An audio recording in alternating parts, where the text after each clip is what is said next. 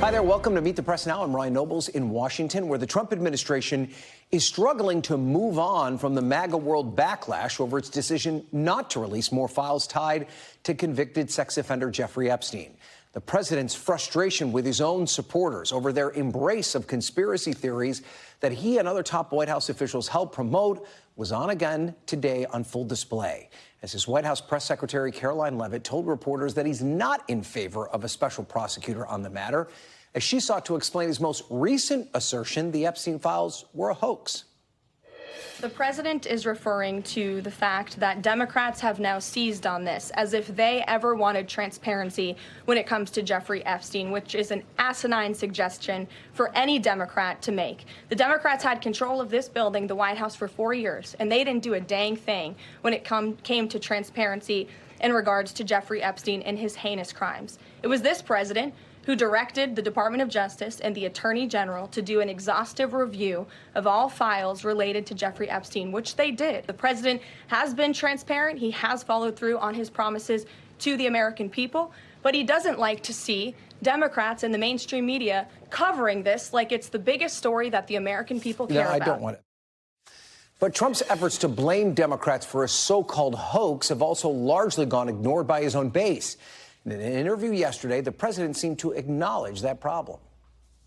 All my supporters want to talk about is the Jeffrey Epstein hoax. It's unbelievable. It's a disgrace, and I remember every one of these guys. Yeah. They're my supporters, and they love it, and they love it, and it's all induced by the Democrats. It comes as the White House has pushed a number of issues and taken a number of actions that typically animate the president's base, including the Department of Justice firing Maureen Comey, apparently with no explanation. She was a top DOJ prosecutor on the Epstein case. She's also the daughter of one of Trump's favorite political punching bags, former FBI Director James Comey.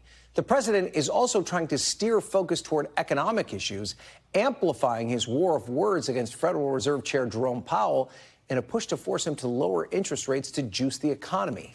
The president's allies on Capitol Hill, meanwhile, are all in the final stages of legislation to slash $9 billion in funding for foreign aid and public broadcasting, another one of the president's perceived foes.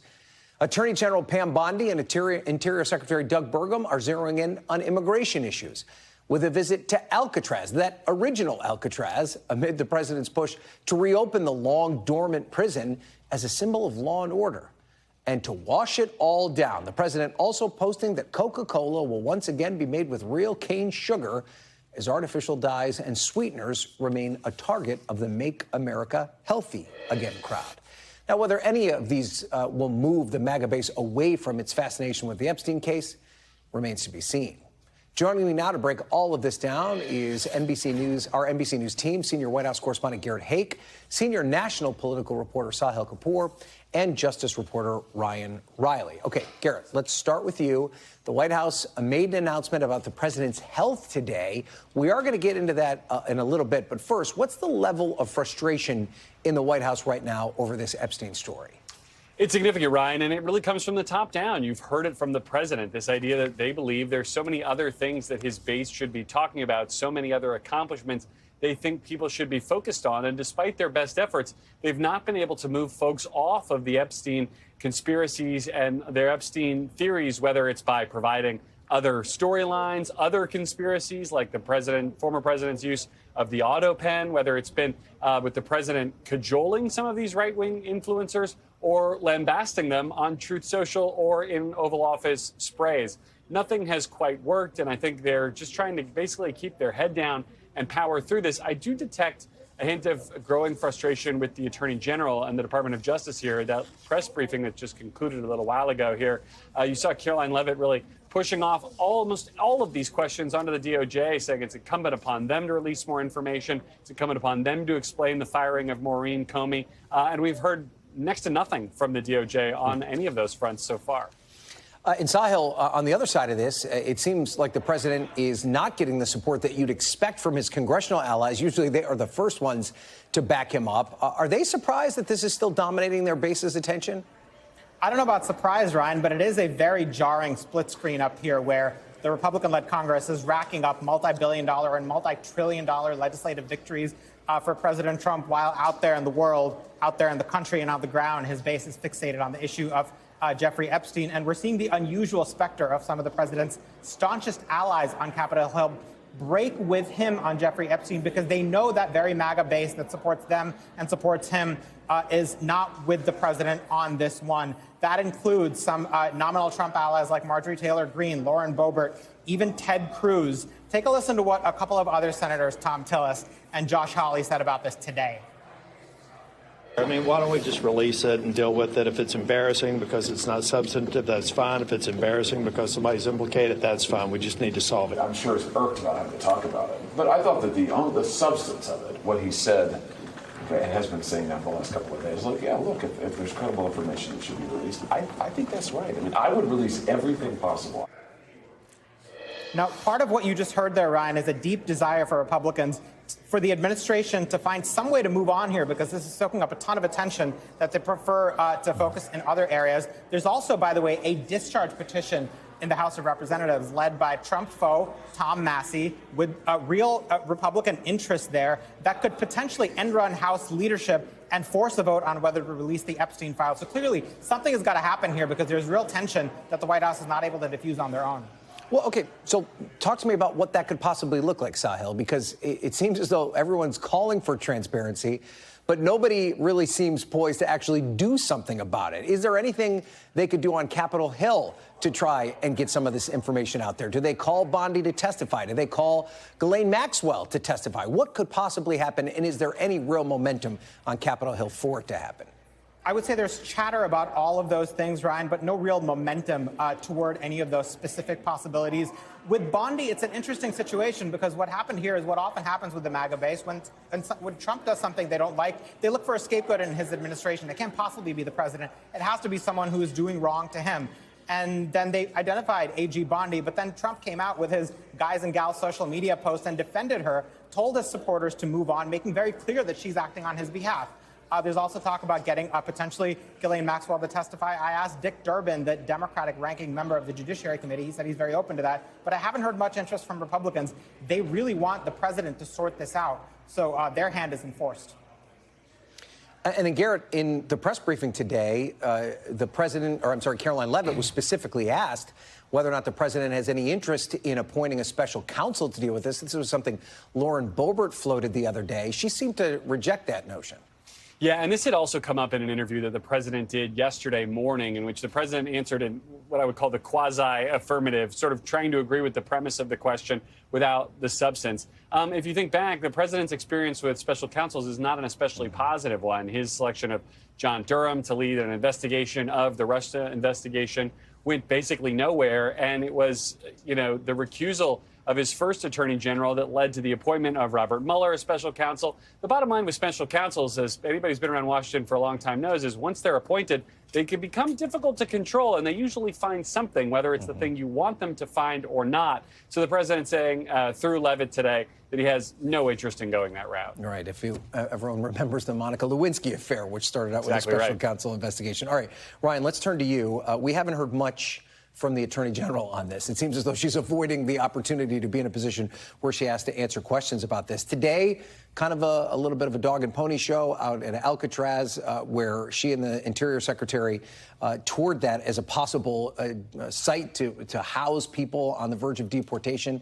Is this realistic? Is there actually something that's going to happen here? I mean, practically and financially, it doesn't really make much sense, considering, that location just alone would be, and just think about getting people out there, right? Think of all the logistics that would have to be involved in an operation like that. It doesn't make that much sense logistically, but, that's something that Donald Trump has said, and I think that Pam Bondi, throughout her time, has illustrated that she's very much so on the president's team. This is a very abnormal relationship that we've seen between an attorney general and a president throughout this entire term, just very much always on the same page, referring to him as president rather than, Mr. President sometimes. Just a very close relationship that they have there, always sort of trying to make her stand and get on TV as much as possible. Just the fact that you have press conferences from the Attorney General on the lawn of the White House is unusual. Having an Attorney General stand behind that podium is unusual. So there's a bunch of these little things that, us as justice reporters sort of see and say that's not normally how it's done. I mean, you touched on the logistics and the cost of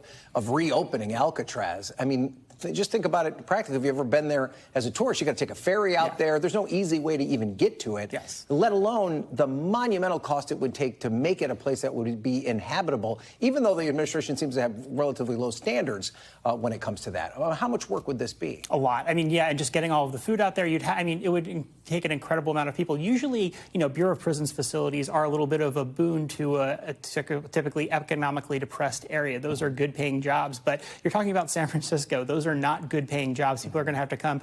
Comparison to be able to live there, you're going to have people come out from a really far distance to be able to afford to live on what a BOP salary would give, and you have a lot of competition in that area for law enforcement jobs. So just logistically, I mean, that's not going to be very easy to pull off that in the center of this really expensive area. Back in the day, people lived on that island in order to work there, which does not seem practical in this day and age. Let's also talk about this decision to fire Maureen Comey, who is, of course, the daughter of James Comey, but an accomplished prosecutor in the Department of Justice, a career prosecutor, not a political figure. And it's also interesting that she was connected to the Epstein trial. She was very involved in the Epstein investigation. How is she responding to this? What more do we know about it? Yeah, she really didn't pop up much as, James Comey's daughter, really, I think, for a lot of people, because she is this, on her own, sort of accomplished prosecutor who was involved in these very important, cases throughout her time. She has she wrote this letter to a colleague in which she said, "We have entered a new phase where without fear may be the challenge. If a career prosecutor can be fired without reason, fear may seep into decisions of those who remain. Do not let that happen." So sort of, I think, sending a warning sign to her fellow colleagues there and encouraging them to sort of hold the line and keep their ethics in check amidst a really challenging time at the Justice Department when we saw a bunch of dismissals, including this one, and then even more last week. So it's this continuing thing that continues to rock DOJ and the FBI. And Garrett, speaking of firings, the president also still escalating his war of words with the Fed Chair Jerome Powell yesterday. Today, the White House says it wants to do a site survey of the Federal Reserve headquarters to assess the renovations to the building the administration is looking to use. Could they be using that project in particular to justify a potential firing of Powell? I think they're using it to justify the possibility of a potential firing of Powell. But, Ryan, there's no indication that the White House has made any determination of whether the president can fire Powell for that or anything else. What they are doing, I think, quite plainly, is trying to keep the heat on Jerome Powell every way they can. The president has made no secret of his frustration with Powell over the Fed's unwillingness to lower interest rates. And this appears to be essentially a new front in a long-time war to open up, to try to squeeze the Federal Reserve chairman, embarrass him, maybe try to convince him that he doesn't really want to do this job all that much anymore. But I think, for the most part, this site visit appears to be kind of grist for the mill of something to talk about, something as a way to put pressure on him. I don't see it really foundationally moving the discussion any closer to firing Powell at this point. We thank you for watching, and remember, stay updated on breaking news and top stories on the NBC News app or watch live on our YouTube channel.